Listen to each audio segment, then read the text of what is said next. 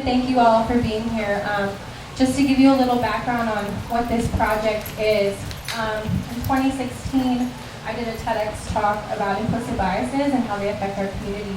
And it was a really great opportunity. I had an amazing time and I got a lot of opportunities. I probably wouldn't be doing this without it, honestly. But a big thing that I've noticed around this city is there's a lack of access to conversations like this and bringing community together to have these conversations that are really important. Our city is rapidly changing. I've lived here my whole life. I'm a 5th generation San Antonian, so that means I've had 5 generations of my family who have built this city. And I'm really proud of that. And growing up, I wasn't. I was like, I want to get out of San Antonio as fast as I can. It's boring, you know, all these kind of things that we say when we want to get out of here. And so I went to college. I had a really weird time, and then I came back. And I finally found a purpose in that I didn't learn anything about myself. I didn't learn anything in school about being Chicana. I didn't learn anything about indigenous cultures. I didn't learn anything that made me feel proud of who I am and where I come from. And so I went on this discovery. I did it mostly by myself with the help of the internet. And I'm here now to say that I feel very empowered. I love who I am and who I come from. I'm so happy that we're in the West Side because this is my community. There's so much deep history in the West Side, like national, worldwide history that a lot of folks don't know. And so these stories, I hope, are from all over San Antonio and are highlighting what makes the city so beautiful, so resilient, so powerful. We're a beacon for the rest of the world. You know, we have a presidential candidate now who came not too far from these streets.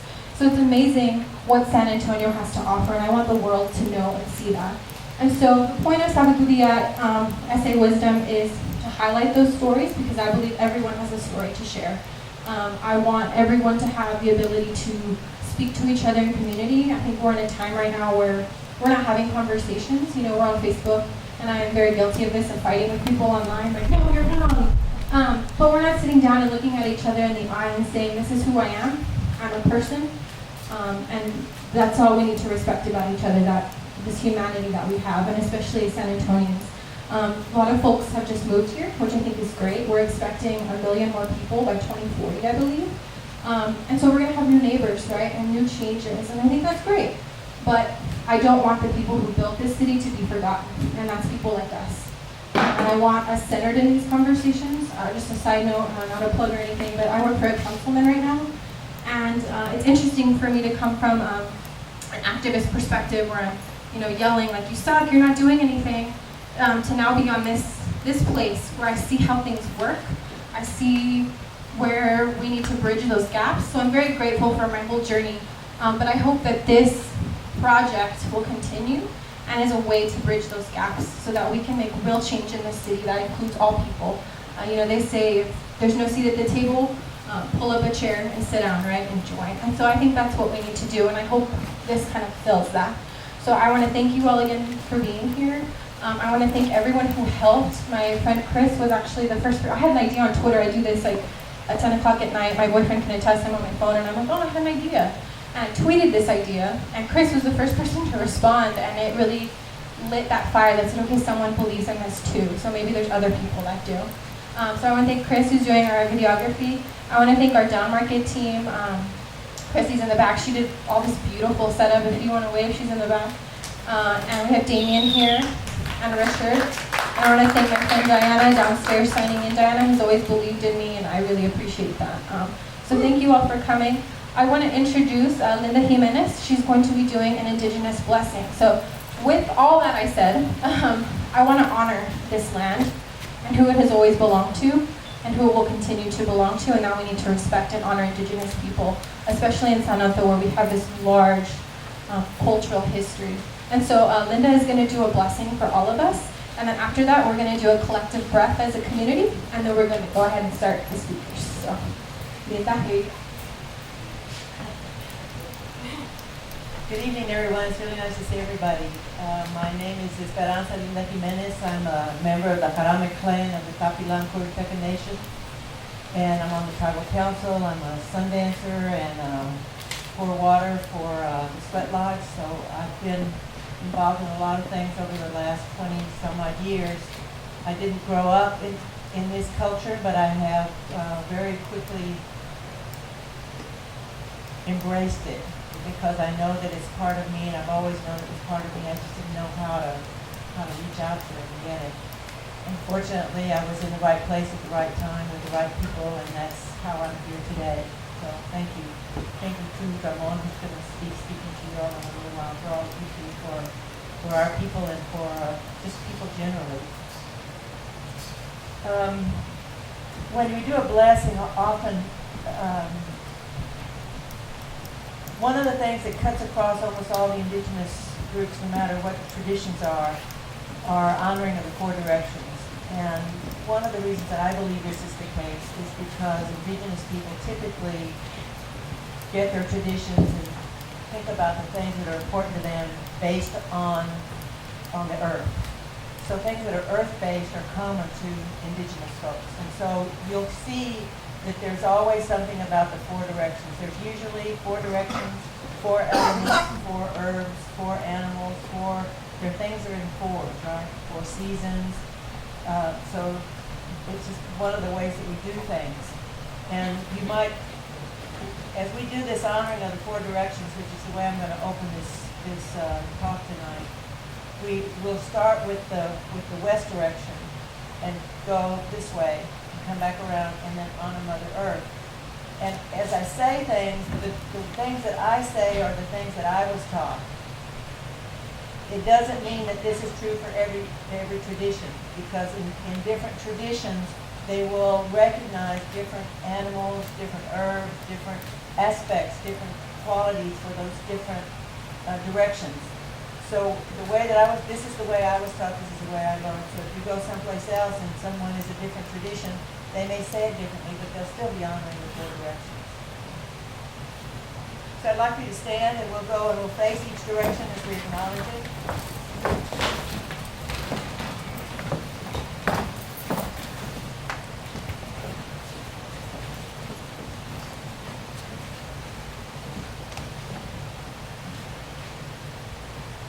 We offer this copal to the west direction, the place where spirit goes, the place of letting go, of closure and forgiveness, of wisdom and understanding and knowledge, of the bear, the sweetgrass, and the water.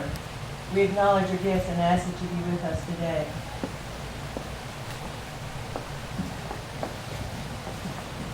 We offer this incense to the north direction, the place of the white buffalo calf woman, the buffalo nation, and the green grass nation, the place of prayer and nurturance, of steadfastness and perseverance, of strength and power and courage, of the earth and the tobacco.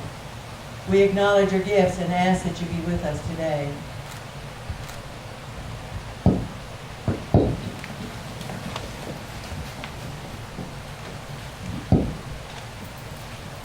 We offer this incense to the east direction, the place of new life, of long life, of starting over and beginning again, the place of the cedar and the eagle and the wind. We acknowledge your gifts and ask that you be with us today.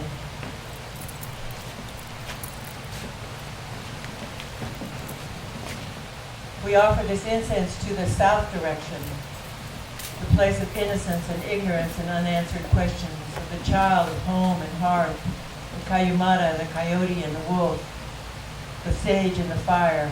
We acknowledge your gifts and ask that you be with us today.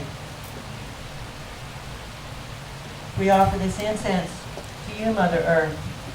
We thank you for the many blessings that you give us every day that nourish us, body, mind, emotions, and spirit. We pledge to care for you in the ways that we know and to learn more. Tawakayo nami tuchen namtu.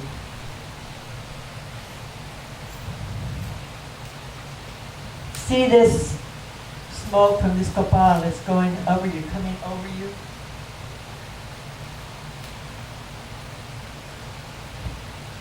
Let it cleanse you. Let it clear off those spirits, those bad feelings, those bad, whatever is not good for you. To let it take that off of you. I'll come around and I'm just going to generally smudge everybody like that. It's just a really good way to get started, and I want to thank you, Denise, for putting this together. I think it's really important what you're doing. It's just having conversations, yes. Having conversations with each other is a very good place to start. And that's one of the things that, we have different ways of talking in traditional indigenous traditions. We have prayer sticks and we have different kinds of talking circles. And so this is a really good opportunity for people to come together and speak to each other in a good way. And anytime we have an opportunity to do that, it's always beneficial. Thank you.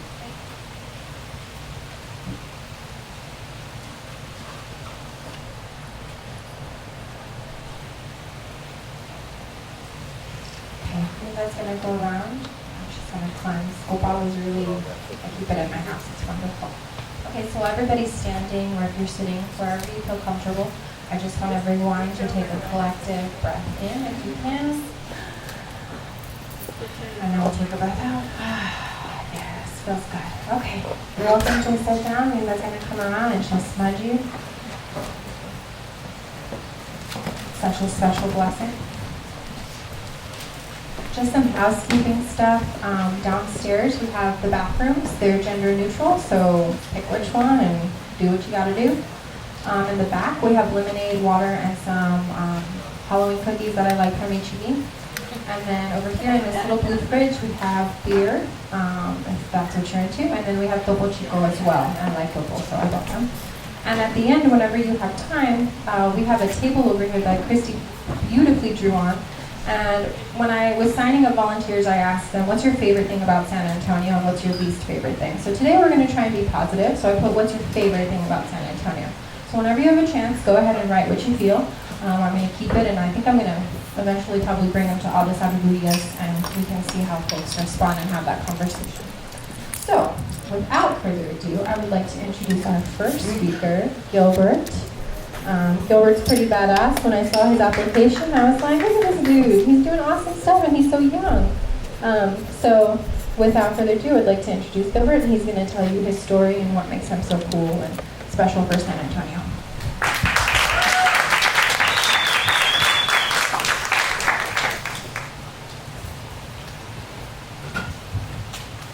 Alrighty guys, good evening everybody. It's a great turnout. This is the first time that I'm doing something like this. And I was honestly pretty shocked that I was picked out of all the qualified people that Denise was looking for. So I'm going to tell you a little bit about myself, where I've been, what I've gone through, the experiences, the obstacles, and everything that's basically got me to this point in my life. So get a little bit started. My name is Gilbert Silva. Born and raised on the south side of San Antonio, graduated from South San High School, attended Palo Alto College for 2 years, where I met some of my great friends that are here today. Thanks for the support, guys. After that, I went on and I went to Texas A&M San Antonio, where I'm still a student there, but we'll get to all that. So basically what I'm here to tell you is that, I'm living proof of the American dream. If you can dream it, you can do it. Growing up, I have both my parents, Gilbert and Aurora, that are both here today. I wouldn't be here without them, actually. And I have a younger brother, Noel, that had a prior event, so he couldn't be here today. But basically, I just wanted to tell you, I grew up in the south side of San Antonio by Gillette and Zarzamora. You guys are familiar with that area. I lived in the only home that I ever knew for 15 years. Had the best house, to me. Had all the games, all the parties, all the family events. Everybody loved to be at the Silva House, and it was always, welcoming to everybody. We had an open door policy. Those of you are going to get freaked out because my dad is one of 18, and their family and my mom's family both here from the Calle El Paso and Torreon.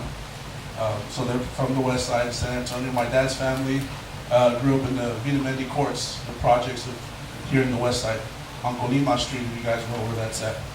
So it's west side roots run deep, and they teach you a lot about culture, they teach you a lot about family, they teach you a lot about having a sense of pride in yourself and having a sense of pride in doing what you love, getting up every day and working hard. And those are some things that my parents introduced to me at a very young age. But life wasn't always easy for us. you know, we went from having the home that everyone went to, and then in 2007, we were kind of hit with something that we didn't expect.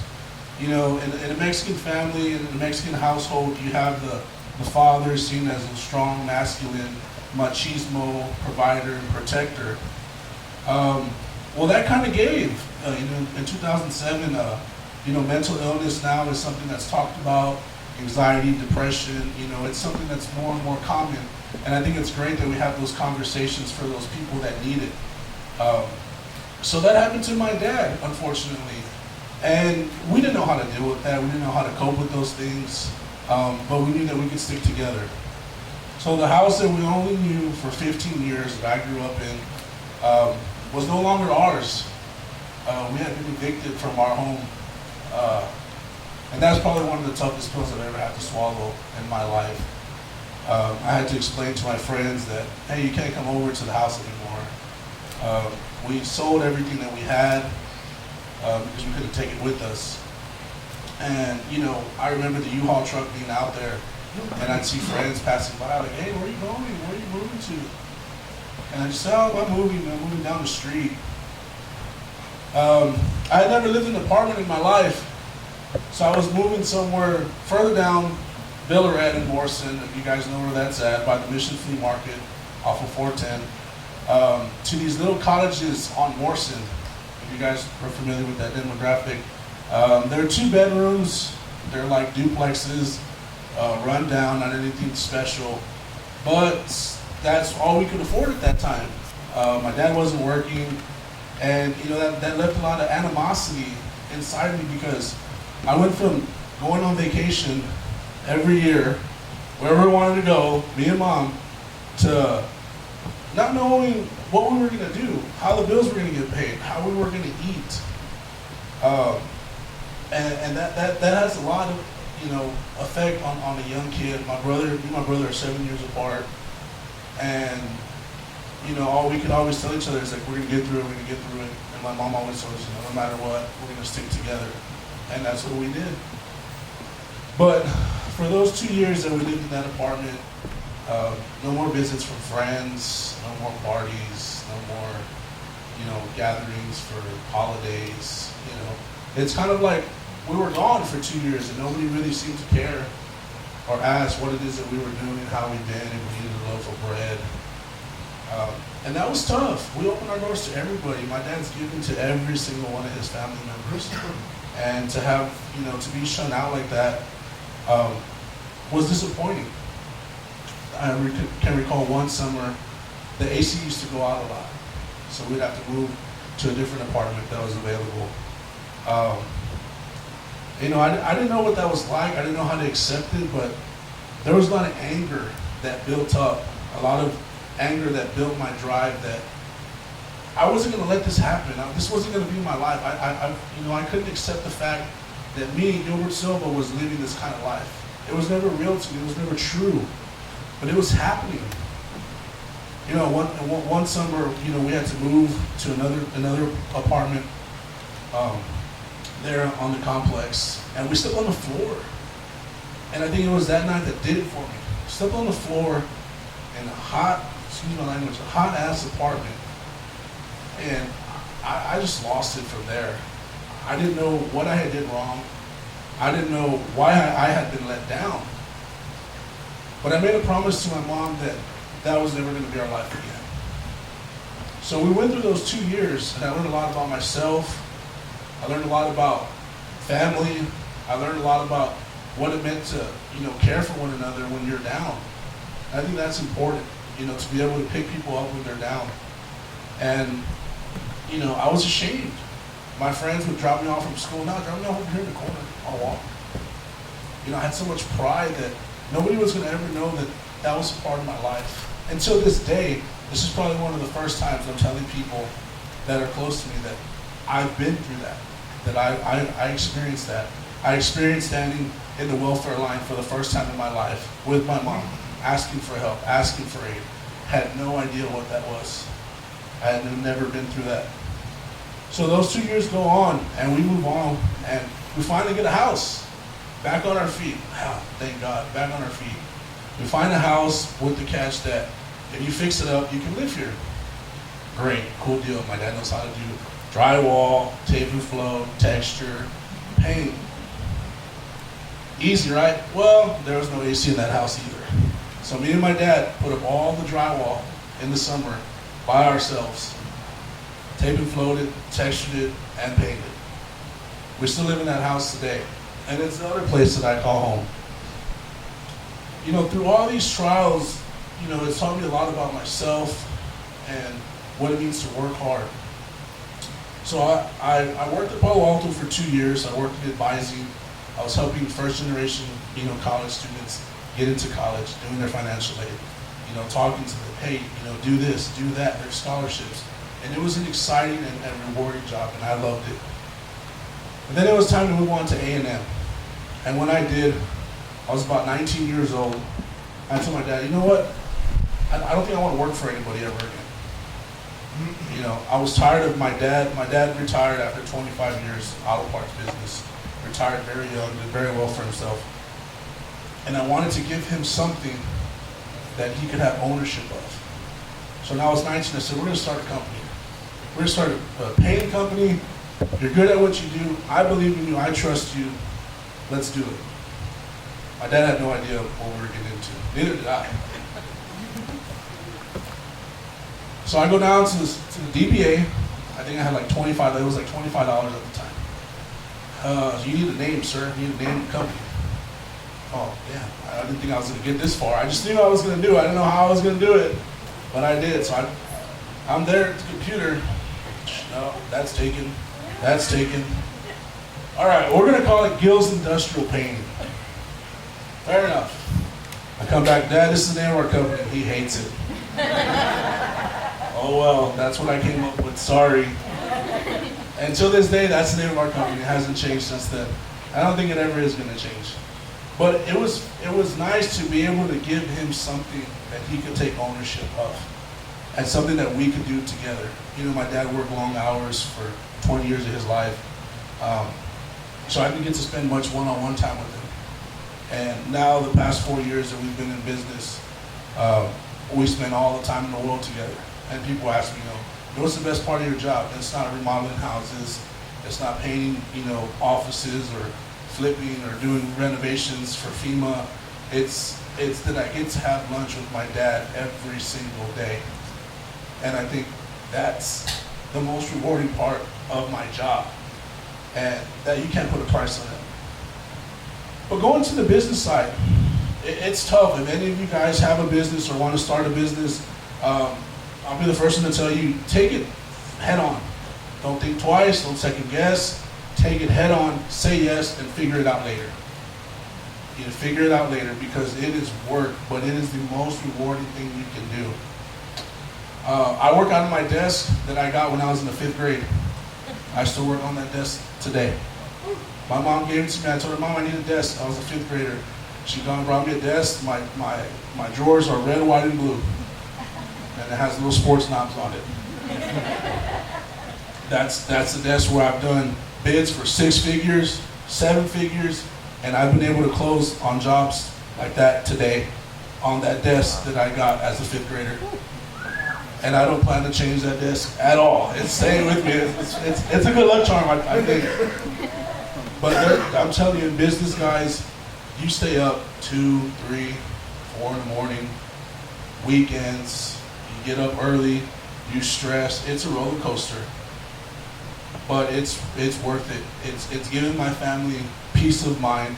It's given us hope. It's given us freedom. And we're now back to having that life that we once knew. And I'm truly blessed for the opportunity. It's extraordinary, guys. I can't tell you enough. I will share this one story with you, how we got our first break.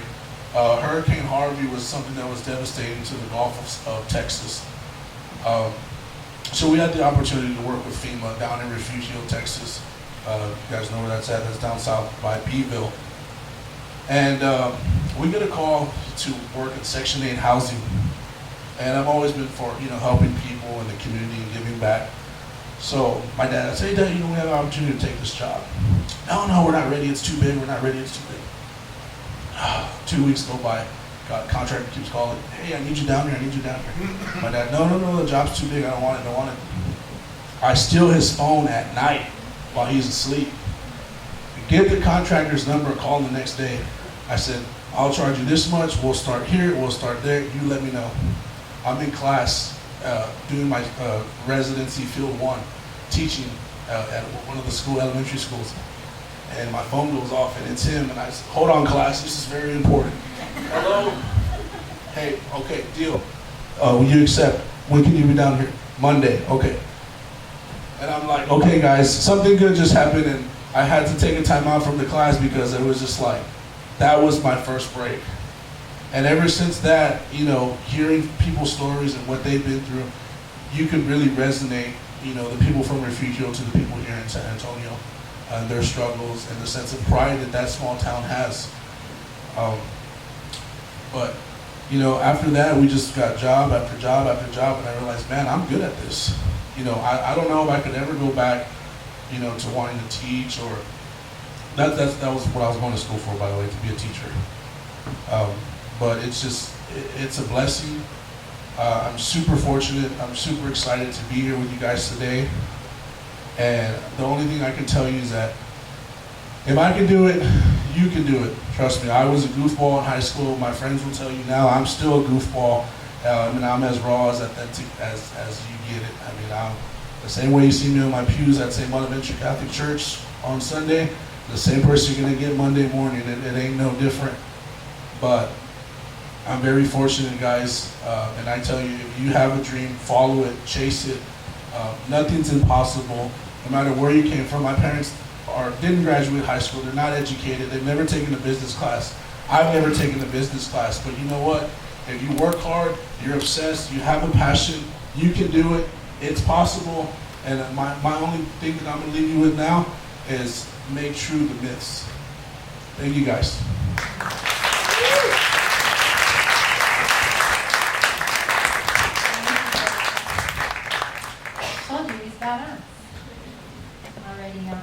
All of our speakers are. So I want to introduce to you, our next person is Manuela. When I read Manuela's story, I was like, wow, this is amazing. And I think Manuela, just telling you personally, one thing that really hit me is the time around 9/11. I don't talk about it a lot, but 9/11 for me, and I think a lot of folks my age, is we remember the before, and then I feel like we remember the after too. And for me, it took a lot of my innocence. I remember even traveling on a plane before that, and then, after. And so that really stuck with me. And so I'm excited to see what you have to say. And I know everybody else here is too. So if everyone would like to welcome Manuela, she's going to tell us her story.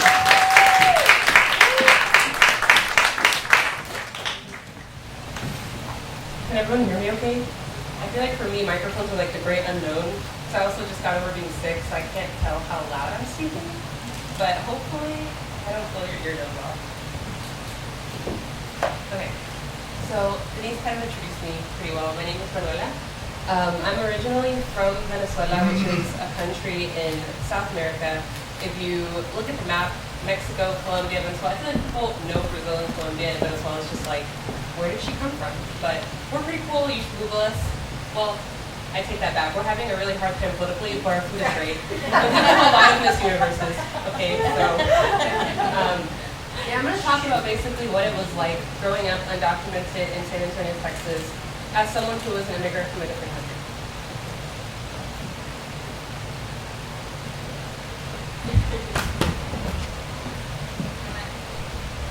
Okay. So basically, I'm going to get on with this just in case I'm just slipping. But I'm going to talk about quickly like my origin story. I feel like a video game character when I say that. But I was born in Venezuela, so I came here when I was 7 years old. And like Denise said, I came here a month before 9/11 actually, which is, I don't know if I believe in a higher power, but I feel like it was meant to be. I don't know if we'd waited until after, given like the vetting and things that were happening politically. I don't know that we would have been able to come that way. So I'm really grateful that it happened.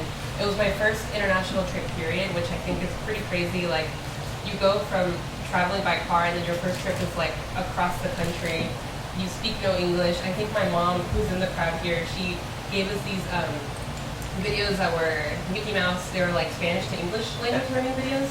And I was freaking out, because obviously you're 7 years old. I didn't know what Mexican Americans were. I was like, I'm gonna go to the US and everybody speaks English but me. I'm gonna not be able to communicate with anybody. This is awful. My brother and I hated it. We were like, we were gonna be gone for a year, but we just thought it was the worst thing that was ever gonna happen to us. I was anxious. It was just a whole mess. It ended up working out, obviously, here I am. But at first it was like the worst news I could ever get. You can go ahead. Yeah, okay. So there's just some topics I wanted to touch on that I think are important given the fact that we're kind of like in a heavy political climate with immigration and, you know, how people view immigration and how people view immigrants. It's no news, you know, we see it all the time that we're either stealing you guys' tax money or coming for your jobs or, you know, whatever the case, taking all your food. I don't know what the latest thing is, but I feel like there is a stereotype for what immigrants look like, and especially in San Antonio. Not to mix words, but I feel like a lot of people view immigrants as, you know, mostly from Central America and Mexico, mestizo, probably light brown skin. That's like the stereotype, the vision that you have. But as I was kind of growing up here and learning about other immigrants communities in the city, I started realizing that there's actually a huge crowd of people. There's like a lot of black immigrants in San Antonio, if you're not aware. There's a lot of people from that are Somali. There's a lot of people that are Ethiopian. There's a lot of people that are from Burma. We actually accept a lot of refugees in San Antonio, and I went to Marshall High School, and actually at Marshall, we had a lot of refugee students who would come and stay with us, and they would go to adoptee families, and that's how I got to know a lot of students that way, and I realized, like, even though I wasn't comfortable sharing my story, because I didn't really understand at the time in middle school and high school what it was that I was experiencing, it was nice to know there's other people who are kind of going through the same thing, and they may have it worse or they may not, but I kind of relate to them on some level, and I'm not alone. So the myth that I feel like we need to dispel, the thing that I see a lot, especially, I don't know, with a show of hands, do any of you guys know any undocumented immigrants, like personally? Okay, so that's good. So I know that there's this narrative in media, and we perpetuate it as well as immigrants, and I was super guilty of this. Like 2 years ago, the New York Times put out a call for op-eds from immigrants, and they were like, hey, can you please share your story? Tell us about your story as an immigrant, and we'll kind of publish it as an op-ed in the New York Times. And it was like this big, cool layout of different immigrant stories of youth, and you could go and read them. And when I wrote mine, I remember thinking to myself, in order for me to be valuable or to be an asset in this country, I have to basically prove to people that I'm worthy of being here through, you know, things that revolve around, we live in a capitalist society, there's no other way to slice it, right? So I have to promote my labor, what am I good for as far as making money? How do I bring value through my education and things like that? And then I started thinking, after I wrote the article, I was like, when I say these things, I'm kind of putting down immigrants who didn't have the same privileges that I have, right? So who am I to say that because I had an education, I'm better than the person next to me who just didn't have that access? Just because we're all immigrants doesn't mean we have the same paths that we walk when we get here, and that doesn't make us any less worthy of having citizenship or having a path to citizenship. And it was a difficult journey to go on because I had to really self-reflect. I feel like a lot of us see ourselves one way. I like to think, you know, oh, I'm really progressive, and I think a lot about other people, and I take these things into consideration, but then you step back and you look at all of your biases, and you mentioned biases earlier, and we do all have them, even within our own communities. So even though I'm an immigrant myself, I kind of found myself categorizing different immigrants. So there was good immigrants, you know, they went to college, they, you know, met the American dream, they had money, they did this. And then the quote-unquote bad immigrants, they didn't go to college, they never, for example, they never learned English. And these are things that I really wish, I'm super glad that I'm out of that mindset now, because it's another way to pit us against each other, and it's another way to kind of classify ourselves in our own communities. And if anything, we need to come together to be stronger. And it's important to understand that we all come from different paths, but at the end of the day, we're all immigrants, and I don't see why I need to feel that I'm better than somebody else just because I speak English or I went to college. At the end of the day, my college degree, we're all here, we're all standing in the same, you know, we're at the parish right now, hanging out together intimately. My degree, I'm happy that I went to school, and it was a weird experience, but it doesn't really, it's not the cornerstone of who I am as a person, and I don't place value on other people based on that. And a lot of that was stuff that I learned as I got older, and I started detaching myself from that kind of ideal of you have to produce XYZ thing to be successful. So this next one, just how San Antonio is going to play into this. Like I mentioned earlier, I feel like a lot of the conversations that we have right now revolve around privilege. I know, I'm sure you guys have heard white privilege is like the most popular one that we talk about. But I believe that in immigrant communities we have privilege too. So I feel like I hold privileges because I didn't come here crossing a border. I came here by plane, which is actually how most immigrants come. Whatever people say, you know, they're storming the borders, blah, blah, blah. I'm like, this is so, it's so dramatic. Most of us actually end up coming by plane and we just overextend our visas, to be really honest. And I know that's not as fantastical as we want it to be, but it's just the truth. So our visas expired, and then I was undocumented for 14 years, and that's how I got here. Doesn't mean my story is the same as someone else, however, but it still applies. So I do hold privileges over immigrants who don't speak English, or who didn't go to college. And so that's why I have the ability to be here today with you and share my story. I'm not worried about what's going to happen to me if I expose, you know, I wasn't documented, or, you know, is someone going to report me to ICE or whatever. I don't have those concerns because the way that life has led me, I'm on a path to citizenship, and I have to acknowledge the privileges in order to kind of find my place as an immigrant. So, again, how does my story as an immigrant shape my personhood? It pretty much permeates everything that I do. So I went to college, very fortunately, I went to St. Mary's University. I wasn't documented, so unlike a lot of people like to say, we don't get any aid. There is a special aid that Texas provides, but it's kind of like off the cuff. It's like for undocumented students, and it's basically the bottom of the barrel funding. If there's anything left after FAFSA, and if you get FAFSA, you know that there's nothing. We get nothing, so that's what it was. So I went to St. Mary's by the hairs on my chin. I pretty much applied to class late every semester. I almost lived at the Office of Student Retention begging for money, like, for the next semester. I would literally show up, I forgot what her name was, and I can't believe it, but I would go to the door and basically, like, it was like flirting with the teacher. I was like, excuse me, what perfume are you wearing? Spare me some money. I'm broke. And it ended up working for me. My mom's not gonna like that I say this, but I'm not a super religious person, but at St. Mary's, I was so stressed all the time that I would go to one of the chapels to just cry and pray and just hope that I would get to go to school the next semester, because I had no clue where that money was gonna come from. When I got the opportunity to graduate early, I took it, obviously, because I was like, I can't handle another year of begging for money like this, bro. Like, what if it doesn't work out this time, you know? And I need that degree. I've already gotten this far. So when people tell me, wow, you graduated early, I'm like, it wasn't my choice. I would have loved to have enjoyed my college experience more, but, you know, I'm not going to complain. I have my degree. It's all good. And then lastly, how do we fit into the fabric of this country? This is kind of a tricky question, just because I feel like everyone's different. I don't want to assume just because I'm here and I'm speaking, I speak for all immigrants. But for me, it's about figuring out my identity. It's going to sound a little corny, but I'm a big fan of words that don't translate into different languages. And there's this one in French called dépassement, and it basically just means like, it references like the feeling of longing, so not belonging, you know, here or there. Kind of like, you know, Selena. She's the one that I always think of when I think of that quote. But that's kind of how I felt my whole life. Like, I fit in here. So I am American. I'm very Americanized. I've been here since I was 7 years old. There's no way around it. But at the same time, there's still like a longing for what could have been had I stayed back home. I think to myself, would I have been the same person with the same interests, with the same personality type, with the same types of friends? Would I have been attracted to the same people? Would I have had the same hobbies? And I think to myself a lot, there's another dimension out there where I actually didn't immigrate, and I'm like a whole other person. And that could have been me, you know, and it's crazy to think about.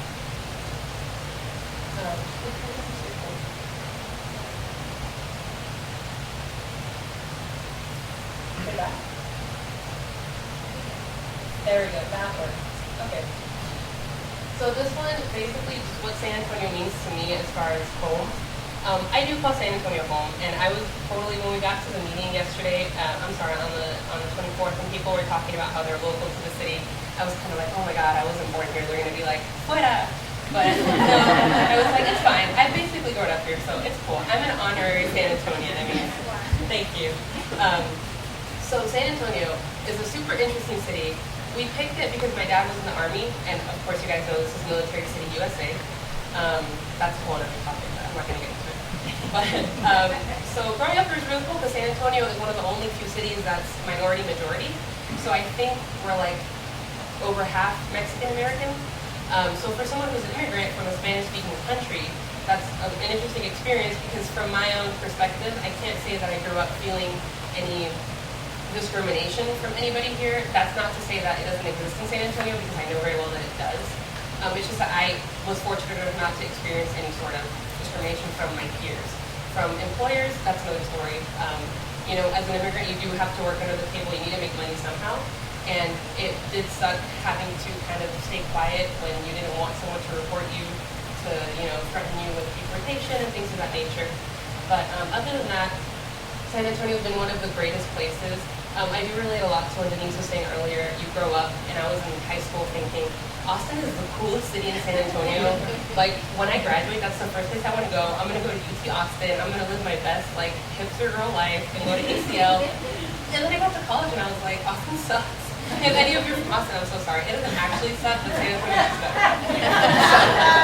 San Antonio, okay, yeah, like, get that up. San Antonio has a lot of culture, and people say it's boring. God, I disagree with that so much. When people tell me San Antonio is boring, like, they'll fight, you know, but you just can't, because, you know. Anyway, San Antonio is beautiful. There's so much culture here. Mexican-American culture is the best, but specifically the brand of Mexican-American culture you find in San Antonio is so welcoming and has made me feel less alone. Like, it just feels, even though Venezuelan culture and Mexican culture are not similar, I have still felt like that Latino sort of embracing the brightness, the colors, I'm a fan of Spanglish. When people bag on Spanglish, I'm like, why? It's a way of speaking. Language evolves. Get over it. I love Spanglish. I love Tex-Mex culture. I love nachos con puestos.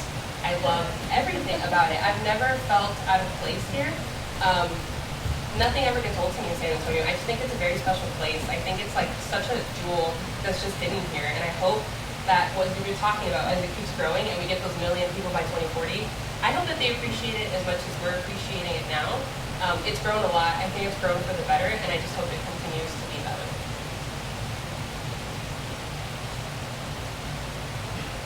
Okay, and to just close up, I wanted to kind of talk about some grassroots stuff that San Antonio has. I'm sure you guys are familiar with Raíces, which is a local org, and they do a lot of immigration work. I would just encourage you guys, I don't know, get in touch with people. I feel like it seems daunting to kind of get out there and explore how you can get involved in your community, but there's really small steps that you can take to kind of put your time and effort into that. If you're interested in the cause, there's a lot of stuff going on with immigration right now. I think as we speak, there's migrants at the border. I'm not sure the details, but I was just on Twitter getting a notification before I came up. So there's things that we can do to kind of dispel myths, be more welcoming towards people in our communities, definitely open up to people when you see somebody. I don't want to encourage everybody to do it if you're not comfortable, but if you see somebody discriminating against someone else, try to be that person. I feel like as people who have citizenship and who have voices that we can use to speak because we have legal backing, we should definitely use that voice to speak up for people who can't. And I say that now that I have that ability and I didn't before. It's a privilege that I don't want to take for granted if I feel comfortable in a situation doing so. And the last thing is there is an organization that I had up there called Flowers on the Inside. And it's a really cool organization that gives out, it's a postcard that you do free online. If you're interested, you should jot down the name. It's super cool. You go online, there's 4 different postcards that they send online, and you write basically where to post to immigrants in detention centers. And they send them out for you. And it's a really neat little thing. It's free, and if you want to get involved and get your little activism stars, you can start there. So yeah, thank you guys for participating and being here.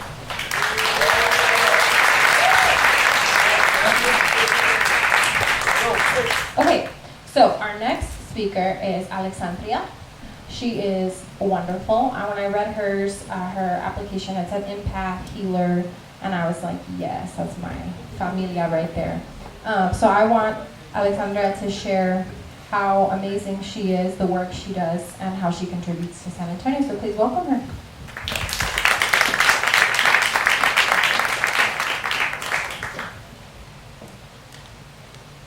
Hi, good evening.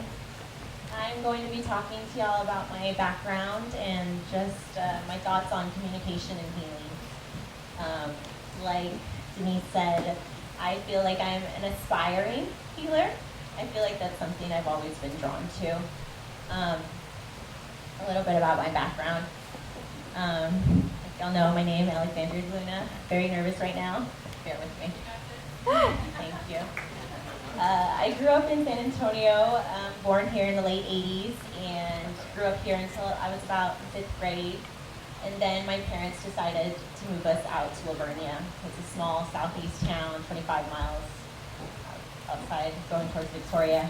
And that was around the time when I started to notice or be aware of this disconnect between me and not only the community that I wanted to be a part of, you know, San Antonio, but also just my history and my heritage and my ancestors. I feel like that was due to a lack of communication between generations in my family. And that's something that I'm here to advocate for. It's so important for us to communicate and talk to each other and share these stories, so not only the culture within our community can, you know, be passed on to future generations, but within our own families. So something that I've noticed, I guess, and maybe it's true in other families, but sometimes the paternal side, you know, there's, for some reason, there's ideas and misconceptions that, you know, we can't share these things or communicate as easily, so maybe we are closer to our maternal side. And I've experienced that with not being able to know who my grandfather is or know the story and history about that. And I think that was something that was due to maybe my grandmother was scared, she didn't want to talk about it. But like Denise said when we had this meeting, that hard conversations need to be had, especially right now. So I think as we progress into a society, it's important as humans and individuals to embrace both sides, feminine and masculine energies that reside within ourselves.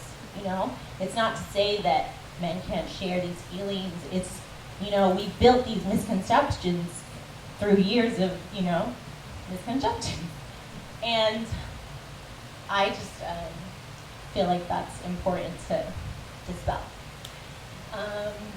One of the other things that I wanted to communicate and talk about was, you know, the disconnect within my own family and how I don't know the history or lineage, and how I'm eagerly trying to fight for it and communicate with my elders and know more information. I wrote some things down. So I believe that within our DNA code that we share our ancestors' hopes, fears, dreams is carried with all in us, and that's why I think generational trauma is so important to heal and to be aware of. You know, I see patterns within my family between the dynamics between me and my mother, and then my grandmother and my great-grandmother, you know? So these are things that I'm interested in healing and trying to face head on and not stray from, because I feel like when you run from emotions or run from anything, it only makes it bigger. And that is something that I feel like it's important to understand emotional intelligence and be able to decipher, you know, being sad from feeling shame and how you react to those things. That's why I feel something to note about shame is that when you conceal shame and harbor it and don't share it, it only grows. And so the only thing that would help is communication. And that's why I'm up here advocating for that. And one of the other things I wanted to share about was, it's so funny because this breakdown in communication that was in my life, I became a speech therapist. So I work with kids now, helping them communicate, and I think that's something that's very fulfilling, and I appreciate that. And maybe I'm not getting it within my own life, but I'm helping other generations, younger generations, overcome those things. So I just think being a third generation San Antonian, somewhere along the way, we assimilated and we conformed too much to the society, and someone stopped asking the questions. And so I'm here to start asking them again and finding out the answers, because I feel like it can all be wiped away if we don't really cherish these things and protect them. I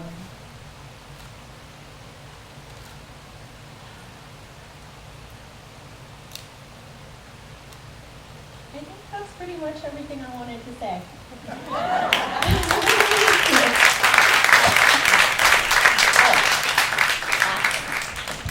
Something about fear.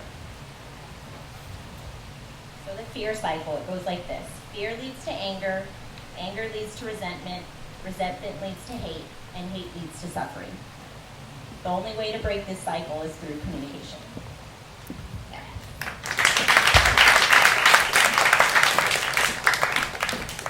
I feel that so deeply.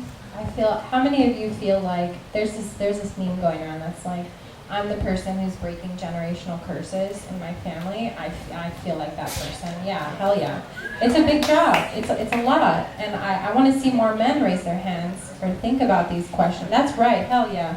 Because we need all of us to break these cycles in our families that maybe we grew up with a lot of pain, a lot of hurt, and we don't have to anymore. Our children shouldn't have to. And I know that's my work every single day. I'm like, wow, I'm really messed up here. And you know, my mom and my grandma, they did the best they could in their situations, and I love them because they loved me so deeply. But that's a conversation I think we need to be having with our elders, and I try to have those with my mom. It doesn't always go that well. But you know, I know she loves me, and I know we're working on it, and I encourage you all to do the same, the way Alexandria said, because communication is, that's what humans do, right? All right, so with all that good stuff, preaching to the choir likely, I want to introduce a very, very special speaker, Ramon Vasquez. I know his son, who is also Ramon Vasquez. And Ramon is amazing. I've been following his work. He's with the Tapilam Nation. And so if y'all don't know, they have ancestors buried at the Alamo. So there's a contentious, whole thing going. He'll share that with you. But it's also recognizing, again, the people who have been here for 10,000 plus years and what that means, and that they're still alive. I think a lot of the times when we talk about indigenous folks, we talk about them like past tense and in this Americanized idea that's very false. Indigenous people are still alive, and a lot of that ancestry is in us, being from San Antonians. So, or even, not even from here, maybe there's indigenous folks from Africa. All over the world, there's an indigenous history that needs to be reclaimed and given respect and honor. And so, with all that said, I would like to introduce Ramon Vasquez to share his story with you, which is very powerful. Thank you for the invitation. Tell you a little bit about myself. I'm the executive director of the American Indians in Texas at the Spanish Colonial Missions, a really long name, right? And I come from a family of activists. My grandmother in 1939, at the age of 20, was one of the activists involved in the Native American Voters League in San Antonio. Women had just gotten the right to vote. American Indians in the United States had just gotten citizenship. And she was 18 years old with my father in her stomach, advocating for Native American rights right here in San Antonio. And so then my father took on the challenge when he graduated from Sidney Lanier High School, and he became very involved in the civil rights here. His name is Ramon Vasquez y Sanchez. He was very active in the Raza Unida Party. He was the chairman for the Raza Unida Party for 1976, went on to establish the Bilingual Bicultural Coalition on Mass Media, which actually took a lot of the national networks and challenged them in court as far as not having brown people on their staff as reporters, as work. So So that's the line that I come from. So I'm very proud of the line. I stand on a lot of, on many shoulders. And so I'm very grateful for that lineage. My name is Ramon Vasquez. My son is Ramon Vasquez. My father's Ramon Vasquez. My brother's Ramon Vasquez. My nephew's Ramon Vasquez, and my grandson is Ramon Vasquez. They made sure that we would be around for a long time. So, yeah, I am a member of the Tepilanquahuiteca Nation. And I'll tell you a little bit of the story about the Tepilanquahuiteca Nation. They represent families that came out of the missions of Saltillo, of Coahuila, Nuevo León, Tamaulipas, and South Texas, including San Antonio. Our families have been around for over 10,000 years. If you live in San Antonio long enough, you realize, you would believe that if you understand San Antonio's history, that when the Spanish arrived in San Antonio, they were greeted by mariachis.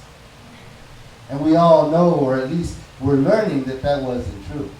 They were greeted by families. Family bands and clans of the Tilihai, the Malahuita, the Yelpipillamos, the Pacua, the Payaya, the Paguame, all those names that have been forgotten.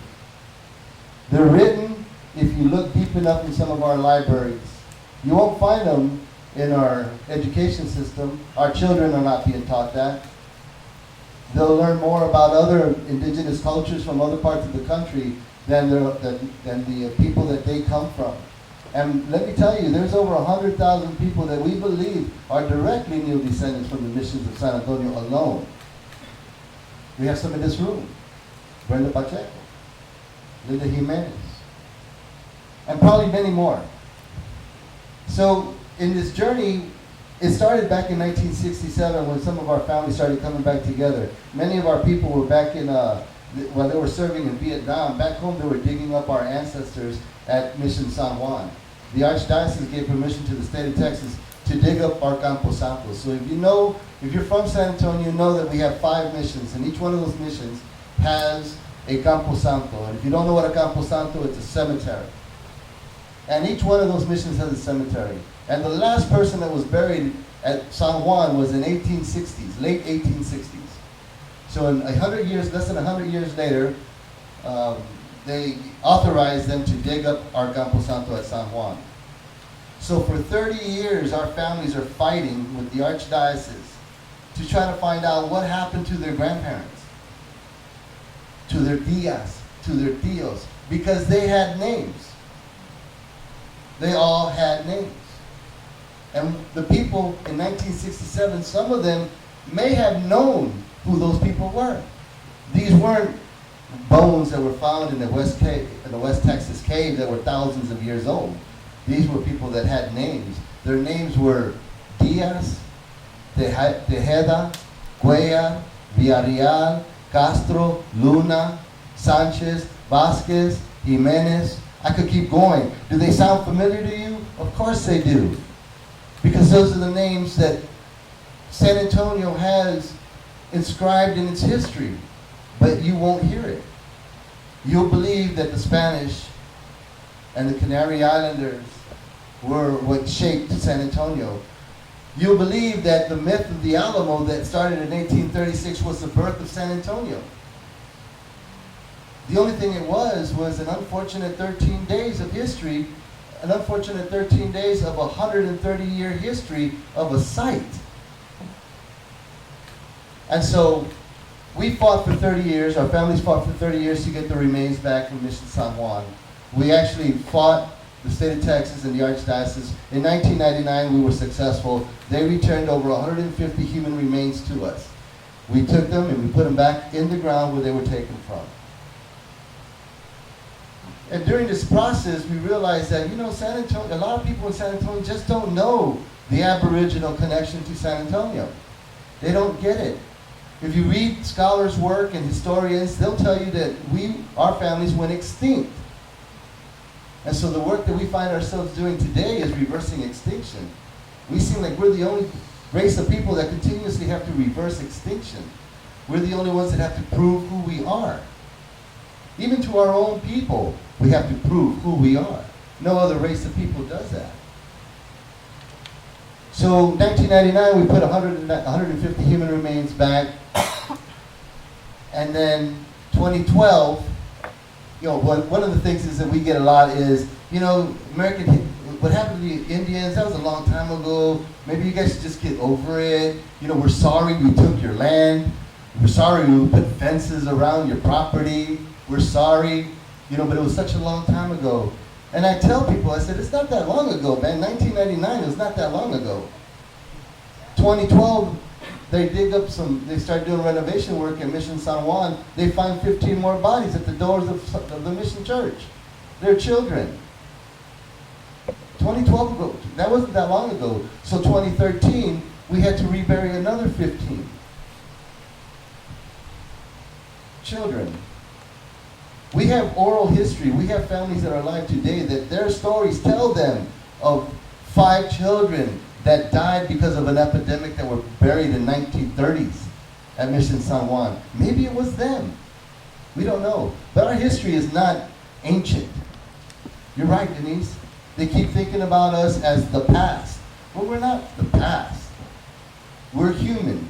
We evolved. We're not plants. We're not animals that go extinct. We're humans. We evolve. And that's what's happened to our families here. And it feels like we have to continuously remind people of that. Even in San Antonio, who celebrated our history, our tricentennial last year, we celebrated 300 years of history in San Antonio. And this year, you know what we're doing? We're denying the final resting place of those people that built this city in 1718, that started this town. We're denying it right now, today, 2019. So how can we celebrate 300 years of history, spend hundreds and thousands of dollars across this city for our visitors and our guests from other places, lift up heritage organizations all year long, and tell people how special we think that your ancestors were that gave us this opportunity to celebrate 300 years.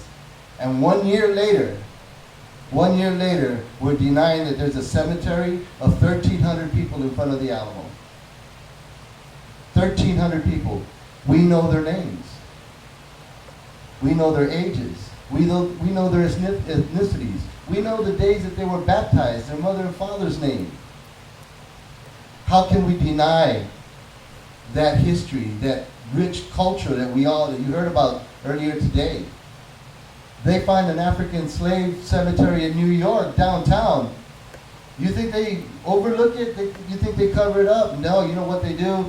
They acknowledge it, they recognize it, they build a perimeter around it, they celebrate it, and then they build a civil rights museum right next to it. What does San Antonio do? We try to cover it up. So, I love San Antonio. Many of our families have been here for over 300 years, 10,000 years, according to some archaeologists. But our struggles as American Indians are always the afterthought. Our history is always the afterthought. And I'm hoping that, as we can continue to bring more education, that the history of the American Indians will not be an afterthought in San Antonio. So my father is an artist. He was an artist, he is an artist.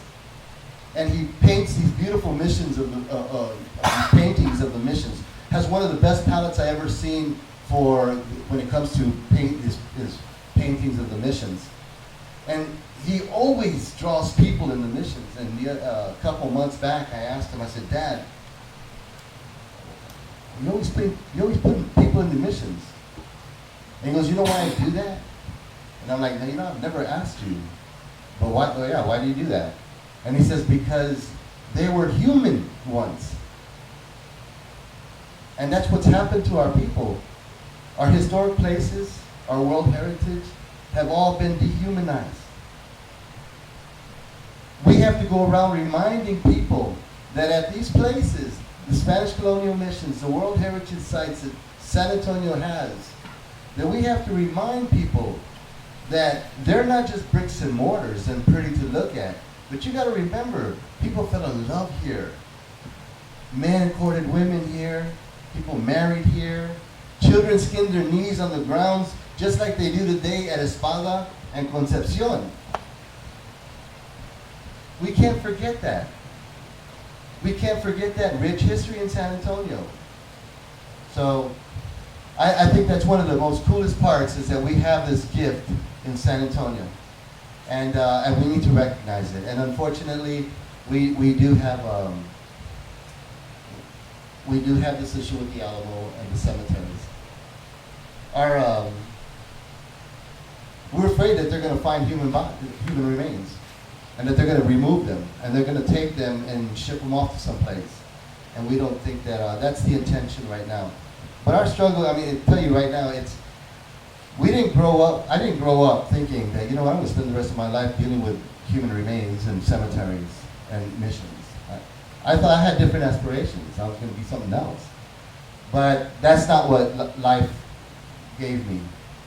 So now we find ourselves dealing over and over with human remains, fighting for cemeteries. We shouldn't have to fight for cemeteries. Last year I went to UC Davis to pick up 26 human remains from Mission San Juan because they found them on a shelf at the university when they were cleaning it up. There's 11 more in Austin. There's 12 more at University of San Antonio here at the Center for Archaeological Research. So it's a never-ending story for us. We have 3 generations of people that have had to experience having to put human remains back in the ground. We shouldn't have to do that. And I'll end it with this. The issue with the Alamo, they want to create, it's a $450 million project, half of $1 billion that they're going to invest in San Antonio. And in a city that has been promoting equity, better realize that $450 million is not equity when it comes to our culture and our history on the site.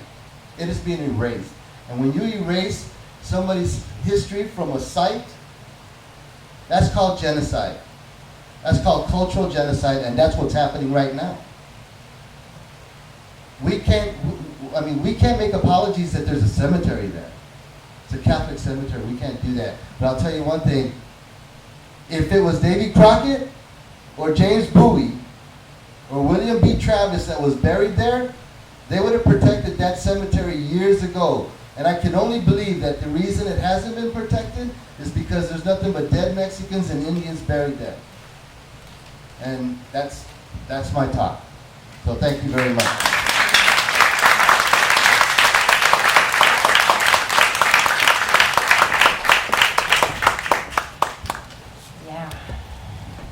Harsh. It's a hard reality, y'all, but I think the sooner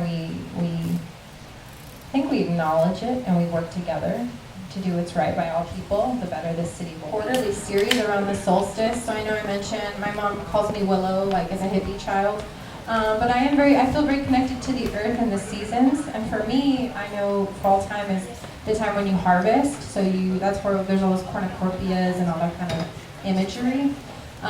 So for me, I want this to be a time of us reflecting on the year and all the good work we've done and what we can harvest before we go into the winter time, which is a time of rest.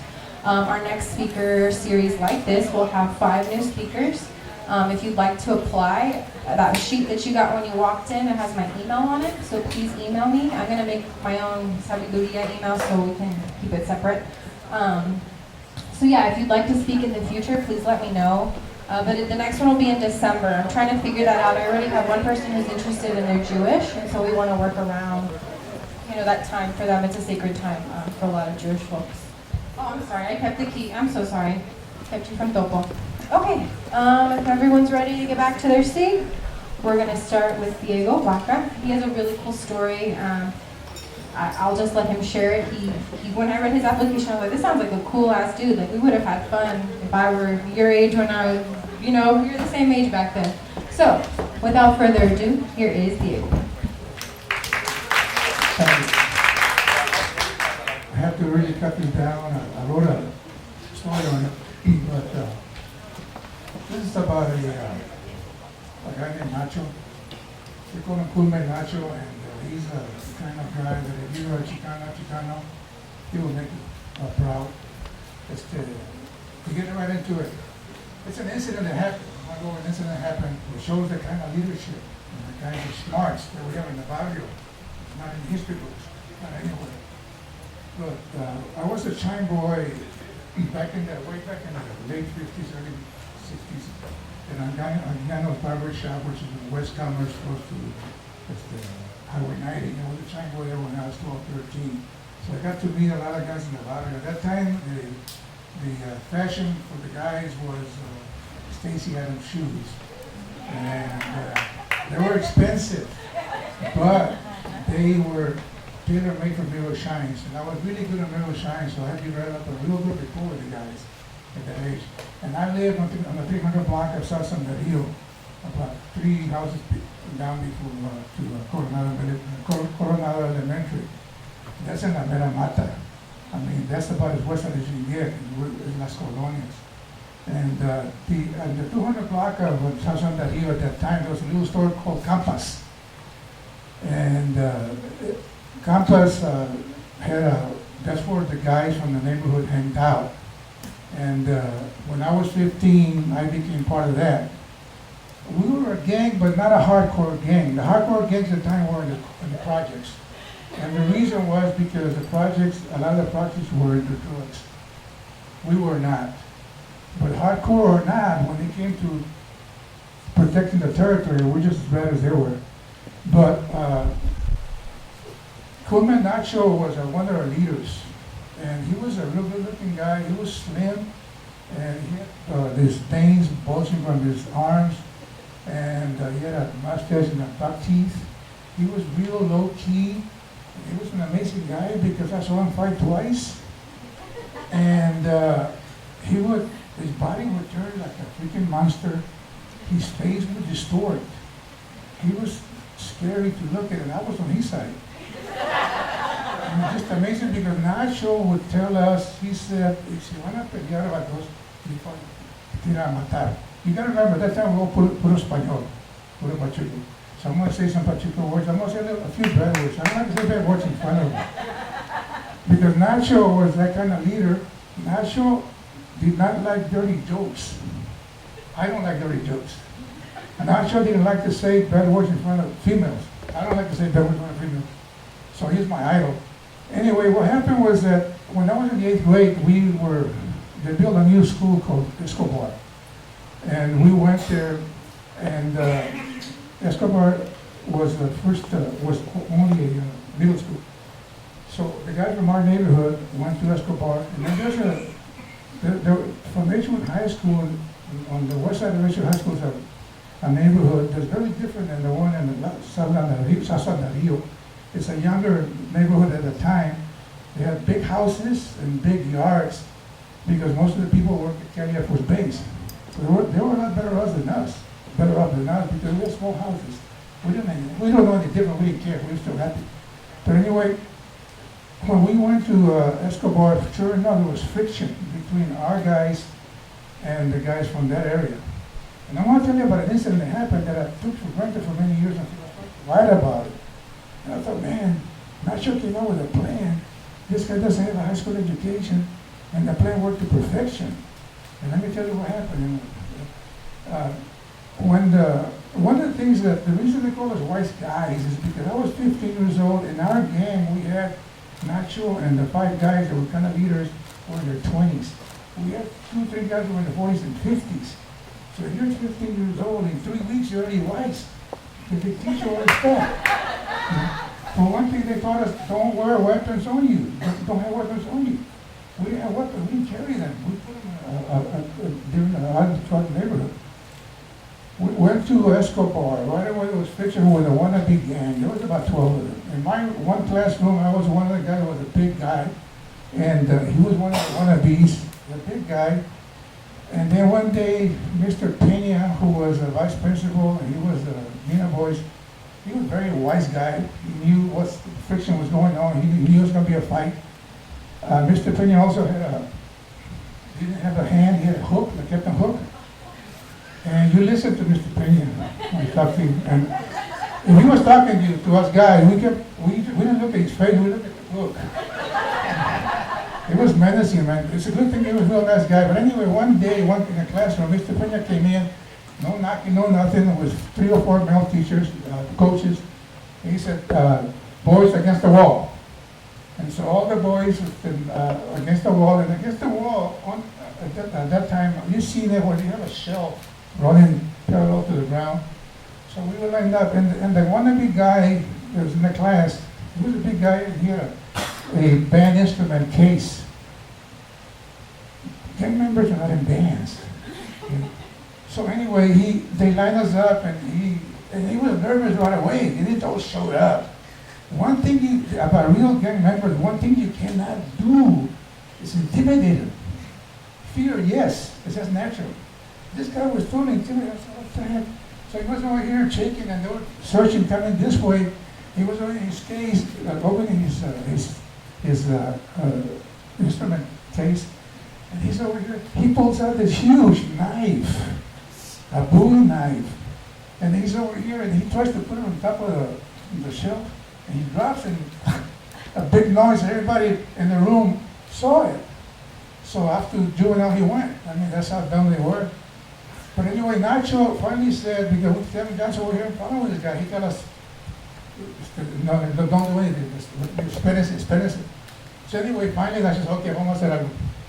So Nacho said, so one night we went to Edgewood. Here's the thing about it. Nacho figured, even though we were middle school, and the school for all of us, and we didn't go to basketball games at the high school at that time, but he figured that the guys from that part were going to be in the game. And I'm thinking, how the hell did he figure that out? Anyway, we went to Edgewood, and in front of Edgewood, Ketty Corner to Edgewood High School, there's a vacant lot. And it's still vacant today, but at that time there were no houses around it, and there was a lot of big trees. And at night, there were lights on the street. As you get into that vacant lot, it was pitch dark. Anyway, when we got to Edgewood, we stopped there. There was a game that night. That's what Nacho was waiting for. And then we already knew what to do. Nacho told us. So me and two of the guys that went to Escobar went to the game. Okay? We went to the game, which was back in the gym. Back in Edgewood, way back in the gymnasium. And you can't hear anything out here. It was pitch dark and it was quiet and the trail is, I mean, that vacant lot is used for a shortcut during the day for the students. We went to the game and we started walking around like Nacho said. And sure enough, guys started to popping up. And we went to the game, so they could see us, and then we started to walk out the door. We started to walk out the door, we walk out the door, we walked back, there were 7 after us, the wannabes. And so we walked through the parking lot. There's a big parking lot at that time on the side of Edgewood. And then we kept looking back to make sure that they were after us, and they probably thought they really thought they were scared, because there were 7, we were 3. And in front of the lead in the group was one kind of fat guy. He probably was going to make a name for himself. And then when we got to front of the school, we ran across the street, like Nacho told us. So they ran after us. So what do you think happened when we got to the dark, dark in the trail? I mean, in the vacant lot. Nacho was standing in the middle with Tandito. There was 7 guys on his side. We had bats and chains. And the big guy came right in front of Nacho. He wasn't a gang member, he's a wannabe. And then so Nacho finally said, ustedes pinchos pendejos que quieren con nuestra ganga. And the guy, I don't remember what he said. But finally Nacho said, right away, Nacho said, ¿sabes qué? I hate to say bad words. ¿Sabes qué? Vamos a darlo ahorita. He didn't say it the way I say it, but vamos ahorita a darlos a la madre. But anyway, so he started to get back, and the guy started to move around. And the guy says, if you're gonna get into a fight, if you're gonna you never tell the other guy what you got. Because if he's got more than you, you're dead. The guy says, pero nosotros no tenemos SIP guns. SIP guns is very popular at the time, because you can make one. The problem was that you can only use a 22 caliber, because if you use anything bigger, it blow up your face. Okay, but listen to this. When he said we only have SIP guns in the dark of the night, in the quiet, Africano, who had in our gang, who had a mother that was black, a father was Mexican, Africano had a huge pistol. When he said we only have 6 guns, he rolls the cylinder. How do you think those guys felt? they were totally intimidated because they were not true gang members. And so when he did that, and she said that, and Nacho said, ¿sabes qué? Entonces, pinche pendejo, you too. Vamos a dar ahorita. So he started to take off his shirt. And then Nacho, the guy says, pero si acaso digo que ya estuvo, está bueno. Now, here's the most amazing part to me. Nacho was about 28. I was 15. But they were doing it because of me, the other guy. But I told Nacho, and I felt bad for the guy, but I really was afraid that Nacho could kill him. I'm serious, but Nacho was real upset because they had been doing this for years, for a long time, and they were not really, but anyway, so I told Nacho, mira Nacho, that's it. And he listened, so I kind of saved the guy's life, but the other thing I did, I saved Nacho from doing that, so the guy, Nacho said, está bueno pinche pendejo, pero que si acaso hacen esto otra vez, no vamos a levantar la madre. And what happened was that gang was dissolved. There was no more gang.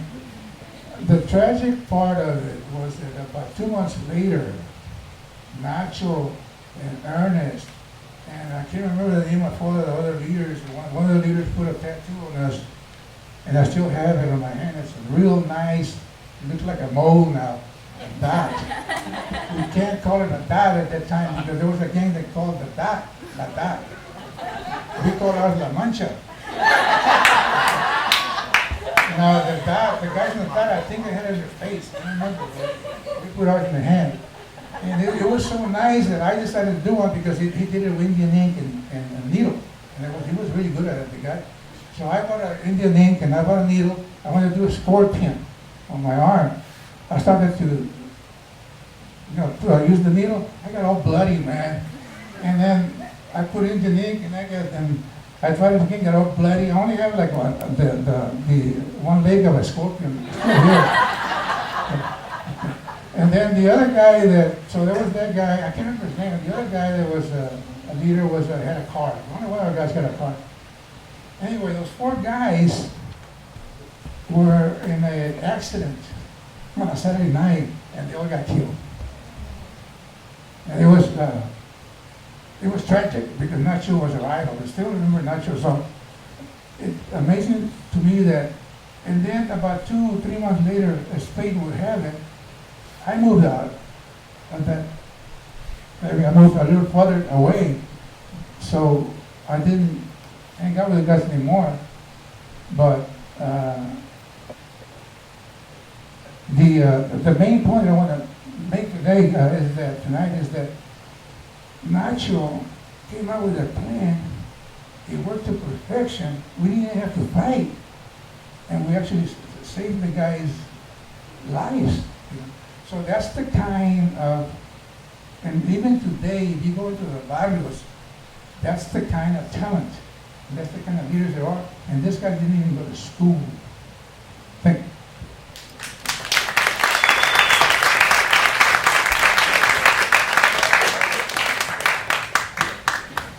Diego has some of the stories. I think you have a few copies of these, right? Are you giving them out? Are you selling them? I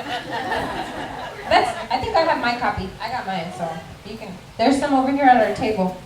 So thank you, Diego. That's so wonderful. I love hearing him because he has the exact same dialect as my grandpa. So my grandpa was actually in a real ass gang, and he said they ran all the way downtown San Antonio, and he actually never spoke English. Funny story. Maybe I should have him come speak one day. He never spoke English. He got caught with a gun. He'd been in and out of jail. He'd been profiled by the police. And then when he finally went on his 3rd time, I think, to jail, at that time, the judge said, you can either go to jail, or when he got arrested, you can either go to jail or you can join the military. And I'm sure that's common for a lot of our ancestors.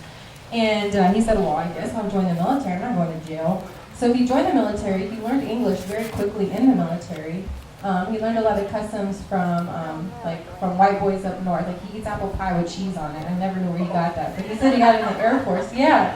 But exact same dialect as Diego. I love hearing him speak because it reminds me of my grandpa. But yeah, my grandpa's an OG, still wears his Stacey Adams, got a gold pinky ring. He's real dope. So, with all that said, we are done.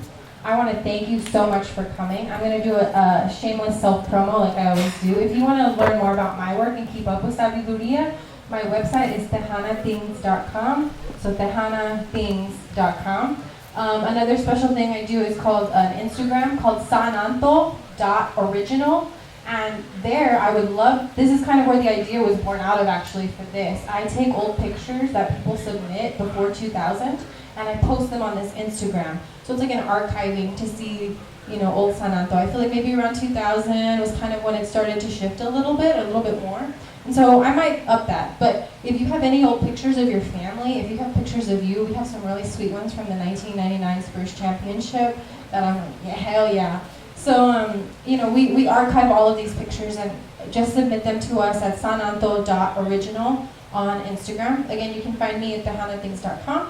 If you are not registered to vote, I'm a voter registrar. Come see me and I can get you registered really fast. We have an upcoming amendment election in November, and then we have the big election next year, and we have some primaries before that. So please get involved, please vote. I know people say voting doesn't change anything, but voting is one way you can use your privilege to help other people who are most impacted by these bullshit policies. That's my political stance there. I think that's all I have to say. I know I talk a lot. No, I'm sorry. Let me see. Okay, yeah, that's it. So those are all the things I had to share. Again, please share on our wall over here your favorite thing about San Anto. Our next event will be in December. We'll keep you posted. You can find more about Sabiduria, again, on my website. I think that's the easiest way. And if you have any questions or you would like to be a future speaker, please come see me. As you can see, we take stories. I want stories from everyone. I want elders. I want children. I want to do a special one, which is Black San Antonians. San Antonio is a huge anti-blackness problem. I can talk about that all day. And we need to center these folks who have also contributed to our city. There's a lot of Black history we don't know that everybody should know. We have folks from Palestine. We have folks, I could go on. San Antonio is so beautiful and so diverse, and we want to highlight all of those stories. So you have a friend, you have an abuela, the paletero man, tell him, hey, I want to see you speak, because we need these stories shared and captured and told. So with that, we're done. Please feel free to speak to our speakers. I'm sure they'd love to meet with you and get more information. Thank you so much for coming. Y'all are amazing, and I love you. Have a great day.